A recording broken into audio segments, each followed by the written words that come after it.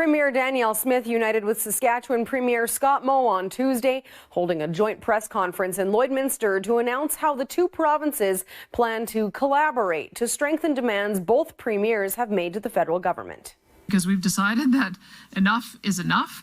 Development of provincial resources is provincial responsibility, and that includes the development of our transmission and electricity grids. And if we can unite in a common purpose, we can ensure that the rest of Canada hears our voices, that Ottawa should stop interfering. The room fell silent as Alberta Premier Danielle Smith leaned into the microphone. Cameras flashed. Her voice cut through the static air. Enough is enough. That sentence, simple, sharp, was the thunderclap that echoed across Canada. Standing beside her was Saskatchewan Premier Scott Moe, both leaders sharing a stage in Lloydminster, a city literally split by their provincial border. And together they weren't just making a statement. They were drawing a line in the sand. This wasn't another polite press conference filled with bureaucratic promises.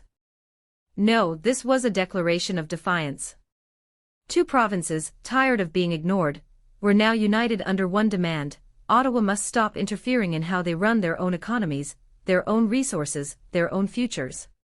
For decades, Alberta and Saskatchewan have carried the backbone of Canada's economy: oil, gas, agriculture, energy grids, while being told how to manage it by people thousands of kilometers away in Ottawa. But this time, something was different. This wasn't frustration. This was rebellion dressed in political diplomacy. As Smith spoke about provincial control over resources and electricity grids, her tone wasn't suggestive. It was final. Moe nodded, arms crossed, his silence saying everything: "We're done waiting for permission." The applause that followed wasn't just from the room, it came from millions watching online across the prairies. In small towns, in oil fields, in farmhouses where people felt forgotten, that one phrase, "enough is enough," hit like a lightning bolt. Because deep down, the anger had been simmering for years. Pipelines cancelled. Jobs lost. Gun laws written by people who've never set foot on a farm. Border chaos. Tariffs. Empty promises. Every decision from Ottawa felt like another slap to the face of people who built this country's wealth. Before moving forward, do subscribe for Parliament updates. And now those people were fighting back. But here's where things get explosive: this movement isn't just about more autonomy anymore. It's about identity. It's about whether Alberta and Saskatchewan even see themselves as part of the same Canada that keeps telling them no. What started as a call for more provincial rights has spiraled into something far bigger: a national unity crisis. Because inside the press conference, beneath the polished words and careful smiles, was a quiet truth whispered in backrooms and echoed in online forums. What if we just left? That's right. The idea that used to be dismissed as crazy separatist talk has now entered mainstream conversation. And it's not being pushed by extremists, it's being talked about by mayors, business leaders, even some Indigenous voices who feel just as betrayed by Ottawa's policies as anyone else. And then came the spark that set it all ablaze: Donald Trump. During a rally, the U.S. president casually mentioned, "Canada called me a few weeks ago. They want to join the United States." I said, why not? Be the 51st state. It was supposed to be a joke. A throwaway line for laughs. But in Alberta and Saskatchewan, it didn't sound funny. It sounded like an invitation. Within days, online chatter exploded. Delegations of Albertans began quietly organizing to reach out to Washington. Meetings, real ones, not rumors, were reportedly happening. A First Nation chief even met Trump at the G7, discussing Alberta's resources and future sovereignty. This wasn't internet fantasy anymore. It was becoming political reality. Meanwhile, Ottawa panicked. Prime Minister Mark Carney called the whole thing misguided. Federal officials dismissed it as foreign manipulation. But every word of denial only poured gasoline on the fire. Because when people feel ignored, telling them they're wrong to be upset doesn't calm them down, it makes them furious. A new poll finds Canadian attitudes against the idea of becoming the 51st state have strengthened. The poll conducted by Ipsos for Global News found more than 70% of respondents feel that Trump's comments have strengthened Canadian pride. Close to 80% of Canadians would never vote to become part of the U.S., while only 16% would join the country if offered incentives like full citizenship, currency, and financial asset conversion. When we asked these questions a while ago, there was a certain number of Canadians who actually were contemplating. And Canada called me a couple of weeks ago. They want to be part of it. To which I said, well, why don't you just join our country? You become 51, become the 51st state. And that's what's happening right now. From Red Deer to Regina, people are openly questioning whether staying in Canada still makes sense. Billboard signs now stand along Alberta highways reading, "Join the United States, Alberta deserves better." Paid for. Printed. Posted.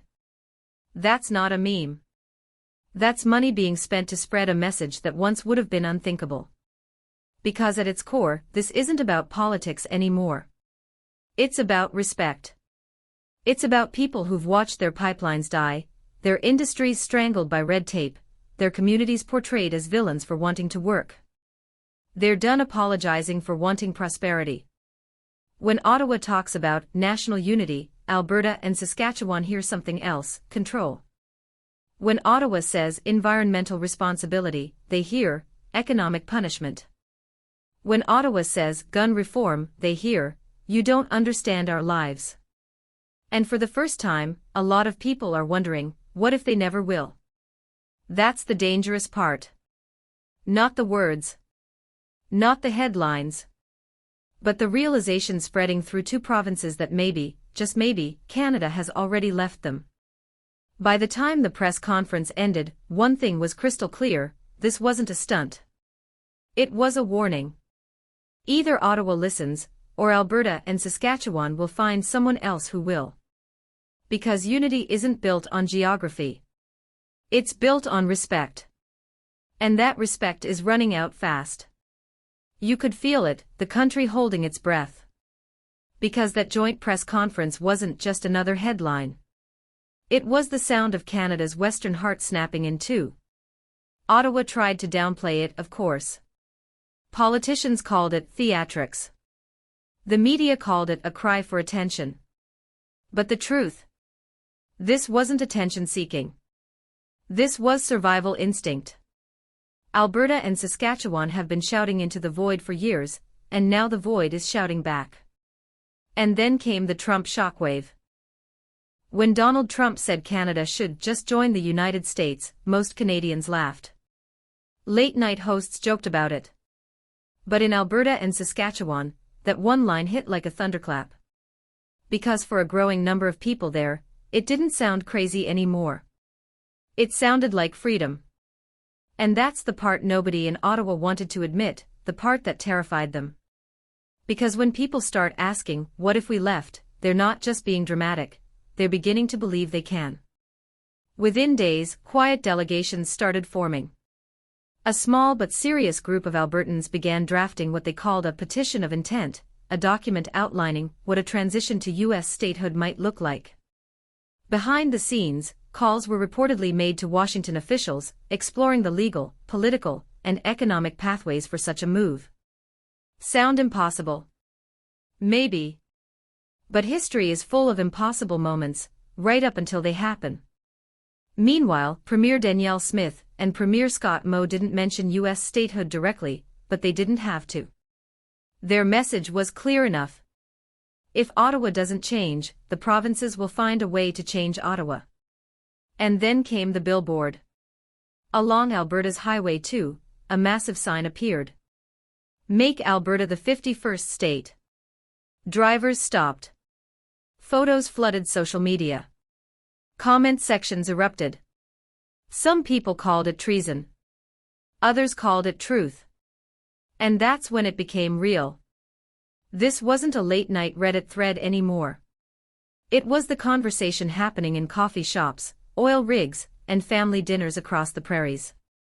Because here's the thing, Alberta and Saskatchewan don't just trade with the U.S., they depend on it. Their oil, their crops, their machinery, their investment money, it all flows south.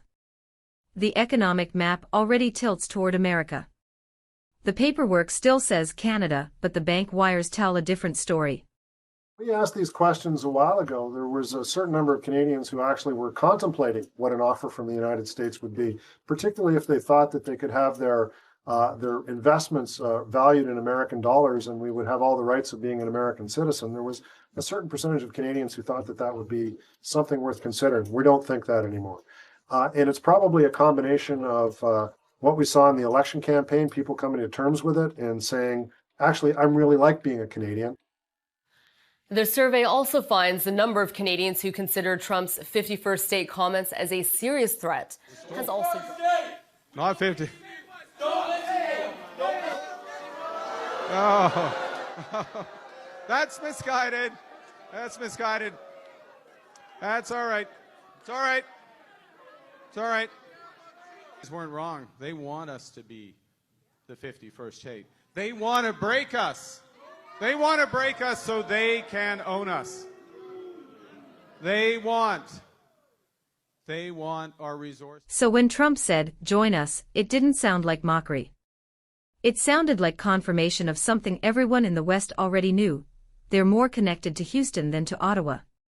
And then came the data that blew the lid off. A national Ipsos poll revealed that while 79% of Canadians said no to the idea of joining the U.S., about 16% said maybe. And most of that 16%? Alberta and Saskatchewan. That's not a fringe. That's a movement waiting for ignition. And Ottawa felt it. Hard. Prime Minister Mark Carney went on camera within hours. His tone was firm, his face cold. Canada will never be divided. These conversations are misguided and dangerous. But that's where the federal government made its fatal mistake again. They told the West that their pain wasn't real. They told them they were being manipulated. They told them to stop complaining and be patriotic. But you can't order unity. You earn it. And for years, Ottawa hasn't earned anything but resentment. Because the truth is brutal.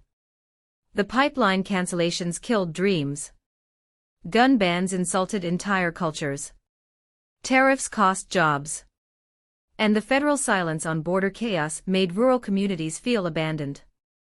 You can't build national pride while people are losing their livelihoods. You can't wave a flag in front of someone who can't afford to keep their lights on and expect them to cheer. So now we're watching something extraordinary, not a protest but a psychological break. People who once said, "We just want to be heard," are now saying, "We just want out." And every time Ottawa mocks them, the movement grows stronger.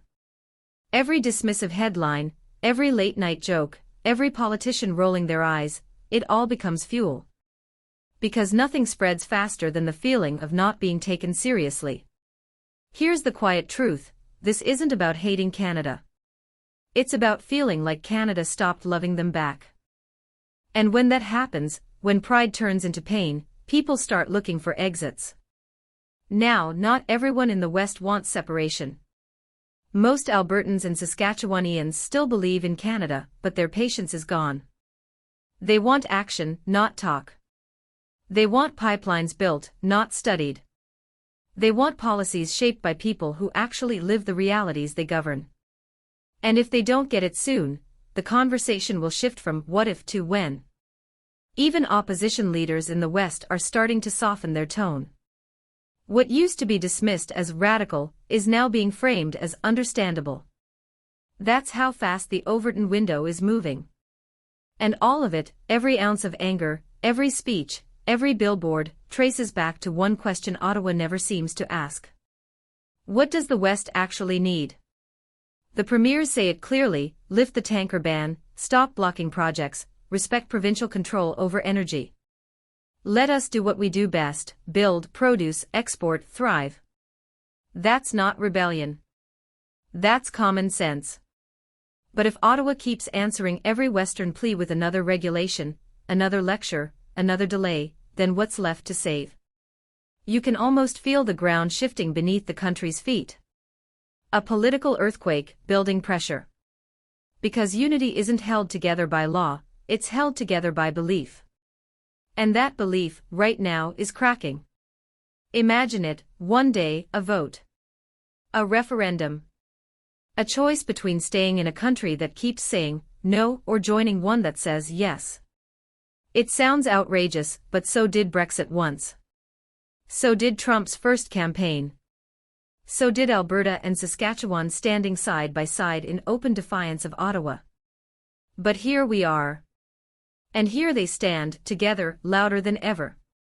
Because when people stop feeling heard, they stop whispering. They start shouting. Enough is enough. That's where it started. What comes next might just change the map forever.